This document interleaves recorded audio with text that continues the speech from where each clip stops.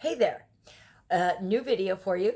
KB here. Didn't have a podcast this week, but I still wanted to talk to you guys. So, over on Instagram, I posed the question, what's the dumbest thing anybody has ever said to you about MMA? And I actually wanted to ask you guys here over on YouTube as well, because I think this would be kind of funny, because we know we have all heard some really stupid stuff. So if you can tell me in the comments some of the dumbest things you've ever heard about MMA, I would really appreciate it. I want to read you guys a couple of the things that I got over on Instagram just to kind of get you started or whatever. So some of these were really great. By the way, Josh Thompson, who we love, who's over there commentating for Bellator, who honestly is a fighter that we all know and love, he hears, I fight UFC all the time, which is, I think, probably the classic. I fight UFC, I train UFC, that kind of thing is always so funny to me. So he's heard that a million times, which is really funny to me. The other one is, like you do UFC. Max Griffin was saying that he got with the, are you gonna win? And also people telling him that he trains UFC. And of course, when people ask an MMA fighter if they're gonna win, that is second only to, are you ready?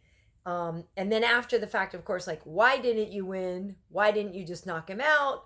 All that kind of stuff, which is very entertaining to me. So looking over here, Frank Trigg is saying that people tell him all the time that they train UFC or that they're going to be a UFC champion, which of course we all hear. A lot of comments here. People were saying that Joe Random said that they could beat John Jones, Khabib, name whoever you want to put in there. That's always a classic one too.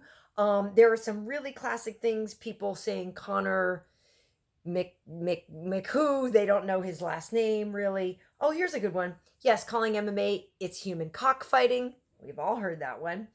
Okay, so somebody says, this is a good one. It says, a guy asked me who my favorite fighter was.